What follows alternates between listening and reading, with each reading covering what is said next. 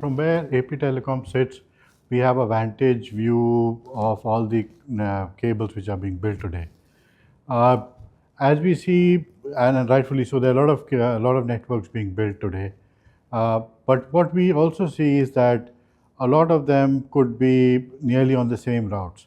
We understand a lot of them are replacement of existing networks, but what the industry really needs to now put their efforts on is to not do what I would call expensive duplication. Uh, Submarine cables actually have what I would call is a very unique perspective because submarine cables traverse continents.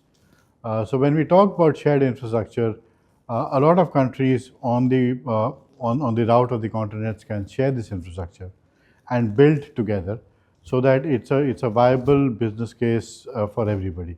And that's where where AP Telecom really comes in and thrives, is where we work with our clients to help them understand what is important while keeping the technical parameters the same. What we create is a sustainable business model for the future, something that will help create a pathway for their growth.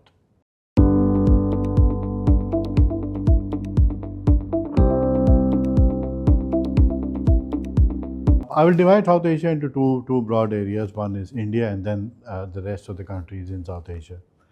India is seeing a lot of growth, a lot of investments in AI. And even if you see today, everybody is talking about AI, everybody is understanding that. India needs more networks to come in beyond Mumbai and Chennai. We are seeing Vizag come up, which is a welcome relief. There will be many more such investments coming in. So for AI to now enable, there needs to be a resilient network framework, which we see being built. So that's a welcome change. For other countries like Bangladesh, for Sri Lanka, the Maldives, a lot of countries, Bhutan in the continent, their AI journey is right now starting off. So what they will see is that they connect to a hub, which could be India, which could be Singapore, and start off their AI journey before they become independent hubs. So their networks will be built very differently from what is being built in India. But we see significant amounts of growth, and then where we come in is we help whoever our client is, whatever part of the journey, to ensure that they are doing it the right way and in the best commercial way possible.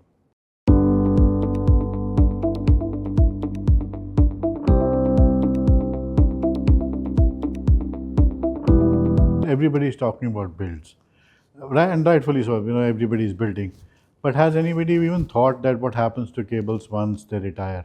Where do they go? They often are left at the seabed. That's not good. At the end of the day, we need to now look at sustainability, and kind of salvage those cables and repurpose them. Again, what happens is that people think that this is somebody else's job, but we are now working with our clients to ensure that salvaging of cables is a business opportunity where they can get money from salvaging the submarine cables. This is like what we call real true win-win.